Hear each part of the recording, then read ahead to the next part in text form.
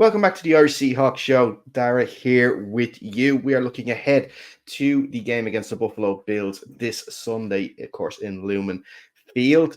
Joining me to look ahead to the game, I am delighted to be joined by Dayna O'Gorman. Of course, you know her from Hawkblogger and Turf Football. Dayna, it's been a minute since we've last had you on the show. How are you? I am so good. I was so excited when I got your message asking me back. I love doing the show and you guys you're always so much fun. And so yeah, I've been good. I've been busy, but good. Excellent, excellent. And it has been a busy season so far on the Seahawks side of things. It's been a busy day on the Seahawks side of things. They must have known you were coming on the show because they've decided to get all the news out an hour before you were meant to come on Right. and chat about the show. So I guess we'll get straight into it. Mhm. First things first, the Seahawks have made a trade today. So they are sending Jerome Baker and a fourth round pick to the Tennessee Titans in return for Ernest Jones. The former LA Ram is heading back to the NFC West after only 7 weeks from Mhm. being traded in the last offseason. The Seahawks, of course, are due an extra 2025 fourth round pick, Mhm. obviously with the Damian Lewis leaving this offseason. But your initial thoughts on the trade and maybe the fact that he's in the last year of his rookie contract, sending a player and a pick in return for him. Do you see a risk there? Mhm. So I think it's a smart trade. I don't think Baker has been giving them what they wanted. And with Coach McDonald being such a defensive coach, I think that he has a really good idea of what he needs from that position, and he just wasn't getting it from Baker. That's no shade to Baker. I know he's been injured and had some other things going on. I just don't think it was quite the fit that maybe they thought it was going to be. The interesting thing with bringing Ernest in is, like you said, he is less than a season from being in the NFC West. Rams Twitter is freaking out because the Titans just got more for him from Seattle than they did when they initially had sent him to the Titans. But what's interesting to me is that I think I read that he's tied for seventh in tackle for losses. So that's good. That is something that the Seahawks have been wanting to improve on. But even more importantly, I think it's the familiarity with the division. I think when you come and bring someone back, they are used to playing against the Niners. They will know the Rams. They know the Cardinals. And since this division is truly in play for Seattle right now, they also wanted the power and strength that he brings to his position, but also the knowledge of the division. I think that'll be a huge help for them. Yes, absolutely. And the fact now that he's going to be facing the Bills for a second week in the row is also going to be a big help too. Hopefully, it goes a little better than Devontae Adams facing the Steelers Ugh, twice in 2 weeks, but we'll see right. now that this week too. Like I said, he's always sort of been a problem for Seattle when he played for Mhm. the Rams. He's always been a player that has shone. Not famously, but it was reported that when Aaron Donald retired, he said to Ernest Jones, obviously before being traded to Tennessee, that the defense was his and he was handing over the metaphorical reins to the defense. So Mhm. it shows what sort of player Aaron Donald believed he was. Mhm. Obviously, the Rams didn't think that and sent him away. Obviously, they couldn't come in agreement to a contract. But Yeah. from sources, obviously through X and reports that we're seeing since the trade, obviously it's still fresh that they don't see it as a rental, similar to Leonard Williams' trade last year from the Mhm. Giants. They don't see it as a rental. They see it as the chance now to negotiate a long-term contract. And would Mhm. you be of the same mindset? I would think so. I think what's interesting in getting a player mid-season is due a contract is you get to see how they fit for a minute, right? Like you can see how they fit into your scheme. They can see how they fit into what you're wanting them to do. And so that gives you a few games to get them settled in before you have to start talking about that contract. If it doesn't work, if it is a fish out of water, if it is a sore thumb, whatever, then you can be like, yes, sorry, dude. You can go test, your free market. But at the same time, it gives them that opportunity to see how important. Just like last year with Leonard Williams. Leonard Williams came in, took over, became extremely important, and they knew that from the beginning or right after those first few games. And so, of course, then they wanted to go ahead and get him signed. I think it'll be the same philosophy Seattle's looking to build long term. This is not something they're thinking of as this is our window. We have 2 years to get this done. That's not how this is working. And so I think this gives them the opportunity to lay their hands and eyes on him and know how he fits in there so that then they can give the appropriate contact to go with and, and hopefully make him a permanent part of this team. Hmm. And he's obviously known for his, you know, uh, run stopping ability. He's obviously known for, his pressure rate at getting at quarterbacks as well. I think it was 4.5 sacks or 6 sacks he had last year with the Rams. Hasn't had any this year now with the Titans, unfortunately. But it has been well documented throughout the whole season that the run defense has been the problem for the Seahawks. And I like that they are being active, of course, with this trade. And then also with the Roy Robertson Harris trade a couple of weeks ago, that they know the run defense is not good and not good enough, and they're trying to fix it. And they're not sort of maybe what has been done in previous years, maybe sitting on their hands and hoping that the current crop of guys would be able to figure it out mid-season. Yeah, this is we're not used to this, right? As Seahawks fans, we're not used to, sometimes we'll get a trade, there was the Quandre Diggs trade and then the Williams. I mean, so they have these pieces that they've done, but to have 2 trades in the same season and to not even be sure that they're done yet is really interesting. And I think what it is there are a lot of teams out there that are really struggling. It gives them the opportunity to go out and say, hey, you're 1 in whatever, or you've only got 2 wins. So are you thinking about rebuilding? Because I think I want your guy. And that just opens that market up so much. And what's nice is that Coach McDonald knows, that's the Tennessee defense. It's very complimentary. He's going to be able to come in, plop right into Seattle and do well, right? And so he already knows that scheme. The nice thing about him coming from the AFC is he's had better eyeballs on some of those other players. And so I think that has been really helpful too. And he can say, hey, we need this guy. Look what he's doing. And I think the team is amiable to it. So I think that just the activity shows a different level of building. Now, remember back in the day, in what I call the good old days with the Legion of Boom, Seattle did that, right? They brought in Cliff Averill. They brought in Michael Bennett back and forth a couple of times. So they weren't afraid of adding those pieces that really, truly were complementary to what they were doing. And I think we're getting a little bit of that again this time. And hopefully it'll be the same result, but you never know. But either way, it's just a different philosophy than they've had probably in the last 5 years. Yeah, absolutely. And then the other piece of news before I move on to the game is that the Seahawks have designated both right tackles, George Fant and Abe Lucas, to return to practice this week ahead of a return from injury, which is fantastic news. We spoke a little bit off air before we recorded that your view is that George Fant might come back sooner than Abe Lucas. It might be a Christmas time, sort of December, before we see him back on the field again. I do. I don't know if it'll be the end of December. I think it'll be December, just from the length of time that he has been off. He has to get back in that kind of fitness role. He has to get back. I don't know if we call it Seahawks fan. I don't know. My soccer team, the Sporting Kansas City, they call it sporting fit. You have to be sporting fit, and that takes a while sometimes. And so maybe it's kind of the same idea for them. Plus, Mike McDonald said once he's designated return, it's going to be a minute. Well, to me, that then says minimum, absolute bottom minimum is going to be the week after the bye, right? So that's toward the end of November. I still think that that's really optimistic. I think it'll be closer to that beginning of December after Thanksgiving, where there'll be a better hope for him to come back.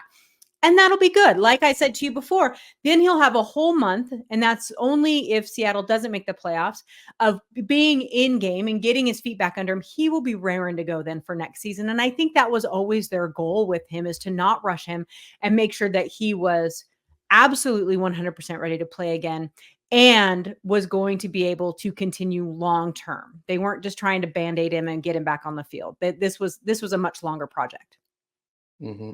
They're both going to face a challenge, though, to get in ahead of Mike Jarrell after last week's performance. How fun was that? Like, what a nice little surprise at a little Findlay College or University of Findlay, whatever they call it. Tiny, tiny little school here in the States. And he played well. Now, he's got a very different job this week than he had last week. But still very impressive for him to get his first start, come in and do well. He made some rookie mistakes. I mean, obviously we know that's going to happen, but he looked solid.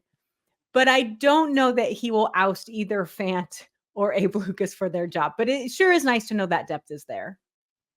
Yeah, absolutely, absolutely. Now, let's have a look at the game this Sunday. The Seahawks, they stopped their 3-game losing streak, winning in Atlanta last week, beating the Falcons quite convincingly as well, despite the injuries, especially in defense. The Bills and the Seahawks actually not played each other much. In fact, the last 10 years, they've only faced each other twice.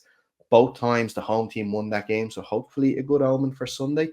Of course, Josh Allen is the quarterback of the Bills and roll in and present a different challenge than Kirk Cousins did to the team on Sunday. Amazingly, though, Josh Allen has not thrown an interception this season to his 12 touchdown passes.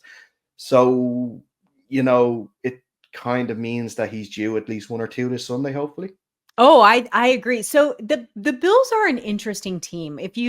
For people who look at the whole league, which is something that we do over on Our Turf, they are a bit of a conundrum at times, right? Because they come in and they're so dominant, or they're so bad. Like they're a bit of a roller coaster team. Now, granted, they had a lot of injuries throughout earlier in the season that really it definitely affected that Houston game for sure for them. I think they were missing at least one, if not 2 wide receivers in that one. But I think that what the Bills have shown is that they are one of the best teams in the league and yet are beatable. They are not the Chiefs, which I hate to say because the Chiefs are definitely beatable too. No one's just figured out how to do it quite yet this year. But I do think that they have a couple of weaknesses that Seattle could really take advantage of. And that interception rating is one of them. I think I read, I can't remember where. I'm so sorry. I read that he has one of the higher turnover worthy play percentage. The stat people like to go and say, oh, that play was turnover worthy, but he still hasn't managed to turn it over, which means the other teams he's playing against are maybe that good at it. But I think that he's due is a right way to look at it. You're not going to be able to maintain that through an entire season. And so with the way that we saw the defense play last week against Kirk Cousins, I think that it is a higher possibility of Seattle being able to pull that out and maybe get a couple of turnovers. And then that would greatly affect the game. If you just let the Bills be Bills, they will beat you. So you have to interrupt that somehow. Yeah, absolutely. It looks on the defending side of it, defensive side, I should say, injury-wise, that Rick Woolen is trending towards playing. He's going to practice today to see how things work out. Trey Brown, there's still big question marks, but the performance last week, especially of Josh Jobe, must have gave Mike McDonald some assurance as well that if Trey cannot go this week, that Jobe is going to be able to step in and perform adequately. I agree. I think there's a couple aspects to that the wide receivers for the Falcons are not the wide receivers for the Bills. We have to keep that in mind. And so that would be a huge ask for Jobe, right? He played well. He's a decent backup, even if he has to be spelled. So let's say, Woolen does get to go, which if he doesn't, I think that greatly reduces the chances of Seattle winning this game. But if he does get to go, they could spell him. So maybe he was not playing, every snap, every game. But one thing we have to remember with the Bills is they had their very first game with Amari Cooper last week. The second game, he's going to be better. And so I think that is a huge ask to ask of Jobe, whether they would then have Witherspoon, but then you have there's so many aspects to that just having Woolen there would really be hopeful for Seahawks fans. Otherwise, I think it's going to be a tough ask. Yeah. And then obviously the big sort of conundrum is, what do you do with the running game? Because it's not just going to be James Cook. There's also Josh Allen. Ray Davis is contributing now the last couple of weeks in the Buffalo backfield too. And I know that the run numbers last week did not look good in comparison to the second halves against the Falcons. Reasons of like the Falcons having to readjust their game plan, obviously, because they're chasing the game, Sure. or the adjustments possibly made at halftime by the defensive coaches too. I think one big thing and it's a long running issue that the Seahawks have had in the last couple of years. It's not just a Mike McDonald team that's having this issue, and it's missed tackles. Again, a lot of missed tackles last week, which could have ended plays a lot sooner than they should have, and kept drives going for the Falcons that probably shouldn't have. And it's something that you would have hoped would have been fixed from the offseason, but it is continuing. And I just wonder how much of a concern is that in your eyes? Oh, it's a concern. There's nothing more frustrating than a missed tackle to me. It's like, wrap up, right? And I'm sure you do it too. I said and just yell at my television, wrap up. It's like, just Jesus, like what happened? But Mike McDonald said something really interesting, and I think it directly relates to missed tackles. During his radio podcast on, I think it was Monday, he said that when it comes to, explosive plays or runs, he said he doesn't care if it's 8 yards or 80 yards. 8 yards is too much. It's too much. They shouldn't be able to get that far. He still considers them equal. I don't know if I consider them equal, but I like that mindset. And I think that directly relates back to these missed tackles. If you miss a tackle on the 4 or 5 yard line, that one is going for more than 10, right? Like it's going further. And so I think that directly relates. You have to stop that. You have to have proper placement. Your players need to be in the right place. They need to do their job, and they need to tackle when they have the opportunity. That opportunity obviously is usually before you hit the 8 yard mark, right? So I think that is going to be a huge focus. Now, why it's still continuing to be an issue is really the question. And I don't think that we would ever actually know the answer to that. I think there's just too many possibilities at that point. But it is one of the more frustrating parts of the game. So I think that if they can figure that out even by half, right? Even by half, that would be huge in these games against these better teams where you have to be near perfect in order to be able to win. So we'll see. Yeah. On the offensive side of things and the Seahawks offensive side, and for me, a really important game. It was a really important game for Geno last week. Not just throwing multiple touchdowns in a game for the first time this year, but for me, it was keeping the interception number clean.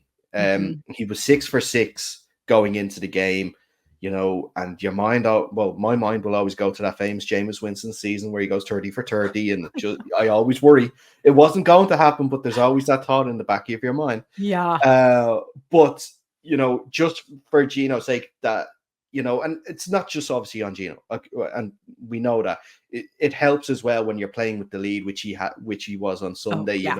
Doesn't have to throw the ball as much. He can just hand it off, and there's not as aggressive play calling, not as high risk play calling, high risk takes. But I think that last Sunday is a really good, and I hope a good jumping off point now for him to continue that with keeping the interception number at a low, or hopefully at 0.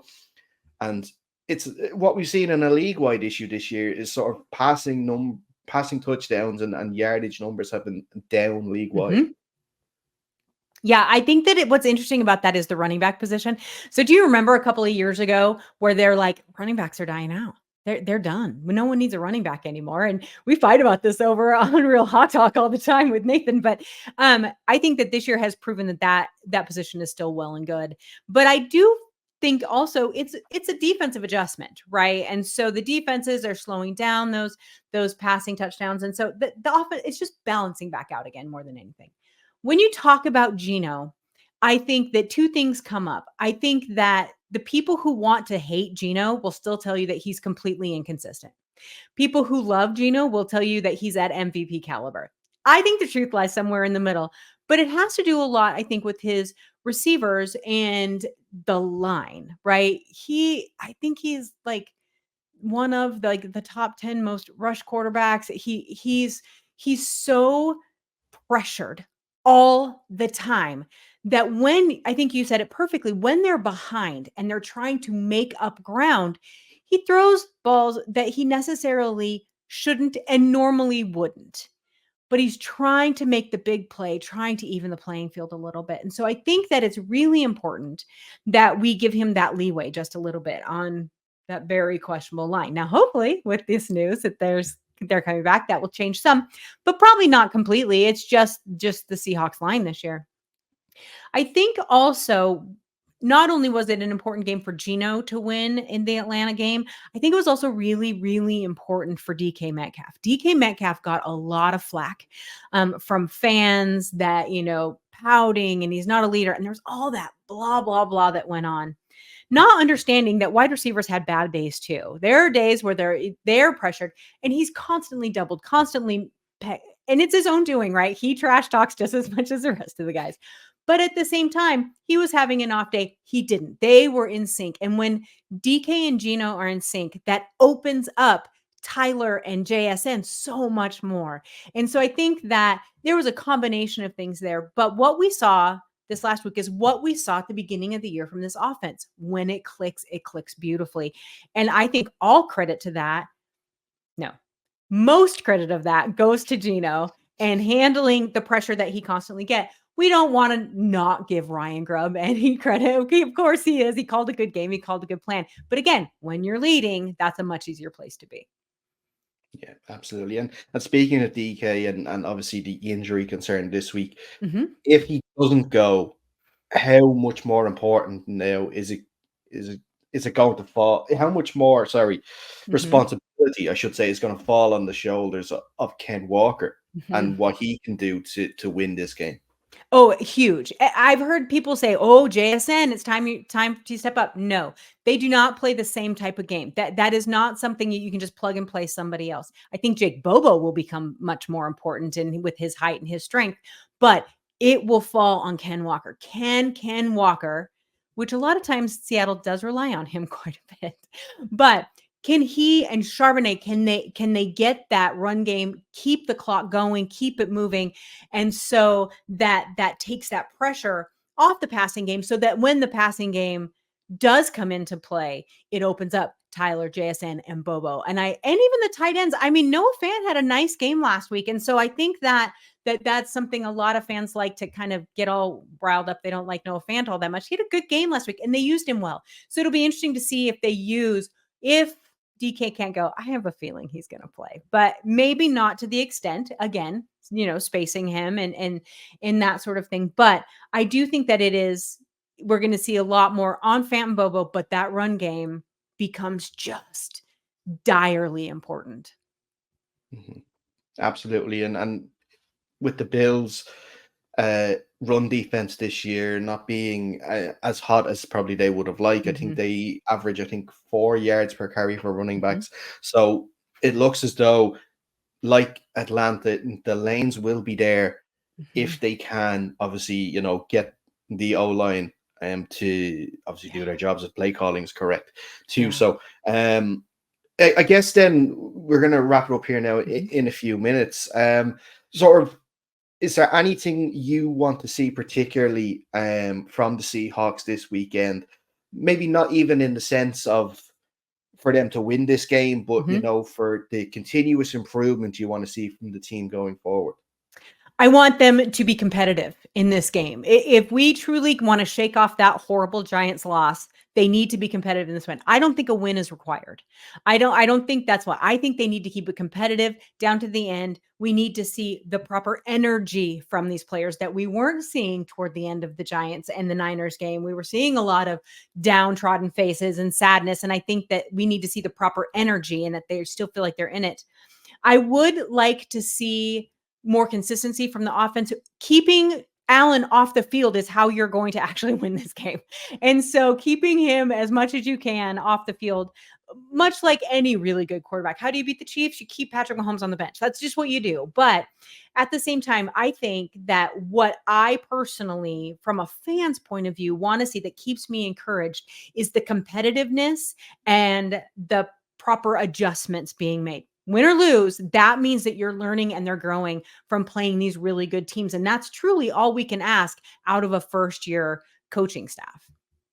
Yeah, absolutely. I guess as well, looking at it in a broader sense, in the NFC West broader sense, it feels like it's a sneaky big week for the Seahawks, because if they can win this game, there Mhm. is a strong chance that they can take a stranglehold of the division and be a couple of games ahead of the other teams, because you have the Cardinals, who would have expected before the end of last week that they would be facing a Tyler Huntley or a Tim Boyle again, but instead now Tua looks like he might Mhm. play. So that Miami offense is close to full strength. So it's and their defense has played extraordinarily well. Yeah. And then also you have a beat up 49ers team in prime time coming up Yeah. against a Cowboys team that, although they have performed poorly this year, when they're not playing in Dallas, they seem to be performing well. They do, and they're desperate. There is nothing scarier than a desperate football team, and right now, that team is desperate, which means they're willing to do whatever they have to do to just get a win, and if Dallas can manage to beat San Francisco, I think that erases a lot of the question marks that their fan base has about them, so that piled on to all of that expectation is huge. I don't think Debo will play in that game either, just coming out of the hospital with pneumonia. I think he's a couple weeks out, but it does seem to be like Dallas's opportunity to get a win in San Francisco. I think that Arizona is in a lot of flux, and I think that they have good games and bad games. That game on Monday night was I covered it for Our Turf. It was the most boring game I've ever seen. Oh my God, it was so bad.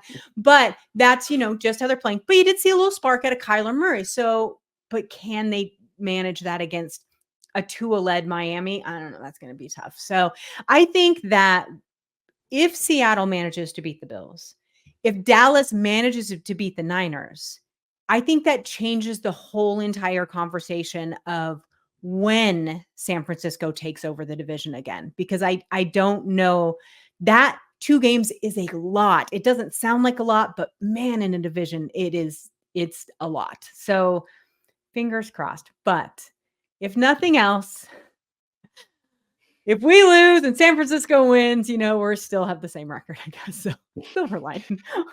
There, absolutely, absolutely. You're still going to be either above 500 or at 500 either way. Yep, So it's still going to be exactly. in a good spot. One last question Mhm. before we wrap up. I have to also ask about the other team in the NFC West, and that is, of course, the Rams. From the reports, it looks like they could be starting to go into rebuild mode if they are through with Matt Stafford and Mhm. Cooper Cup potentially being traded. I think we all knew that the bill for the Super Bowl was going to be coming, but we didn't maybe think we didn't think it was going to be this quickly, Yeah. possibly. I just had that exact conversation this morning, over on End Zone Scoop. It's true. It's when we talked about the different philosophies of building through the draft and building for long term, and then you're in it to win it now. The Rams were definitely in it to win it. I mean, they didn't have a draft pick for years. They were, that sort of thing. Eventually, that does catch up to you, and I think that we have really seen that. Even though the Rams drafted really well the last couple of years, it's still not there. The depth and balance of their team just doesn't handle the injuries well. Matt Stafford is getting quite a bit older, which is funny because Jared Goff has just taken off with the Lions. Cracks me up. But I think that the minute we heard they were looking for a team to trade Cooper Kupp, we knew they'd pulled the plug. They knew that this was not going to be their season. This was going to be a time to start getting some draft picks and getting that base built back up for long term. So, I mean, and it's probably a year later than they should have done it, to be totally honest with you. Not necessarily for Cooper Kupp, but just start that whole rebuild process. But it took Aaron Donald leaving for them to really, pull that trigger into it. Mhm. Finally, you've been so great with your time. I know it's been a busy day. No, I'm no, you're good. really thankful you've been able to chat to us. Prediction for Sunday then. Do the Seahawks win? I will tell you, I don't think the Seahawks win this game. And again, I had this pulled as a loss. I really respect what the Bills are doing. And then they added Amari Cooper. I was like, oh, dang. If they hadn't, maybe it would be better. And Amari Cooper has a lot to prove too. Don't forget that. But Yeah. I think it'll be a competitive game though. I think it'll be close. I think that it could be, within a touchdown, if not just a field goal, that they win this game. But Seattle can even get 1 or 2 turnovers, I think. And if Woolen can play, I think it could be a lot tighter, and they might be able to pull it off depending on what type of play we get out of both lines. So it could be good. I'm hoping for a really good game more than anything. Perfect. Dayna, it's always fantastic to have you on. Really appreciate you taking the time again. Before we let you go, where can people find you on the socials? So you can find me over on, I still call it Twitter. Sorry, over on Twitter, it's at Dayna OG. It's Dayna OG. And then we do a weekly podcast for Our Turf Football, which is at Our Turf FB on Twitter. Where we cover all 32 teams. So we cover all teams. And then of course I am a regular over at Real Hawk Talk with those Hawkblogger boys. And that podcast is on every Wednesday night. So it's a lot of fun right now. I'm having a good time. Excellent stuff. Very busy. Yeah. Very busy. Kind of, yeah. But good busy. Absolutely. And we're talking for good reasons and not talking about right. blowing up the team and going for a rebuild like Rams. We're not the Panthers. I don't think anybody, even the Panthers, wish they weren't the Panthers right now. Exactly. That's a bad situation. You kind of feel bad for Dave Canales as well. Do. I really do. That's a tough one. That's a tough one. But this is where we're going to wrap up this edition of the Irish Seahawks show. We'll be back next week with what we learned from the Bills game, and of course we'll look ahead then to the Rams game the following week too. But until next time, stay safe and go Hawks.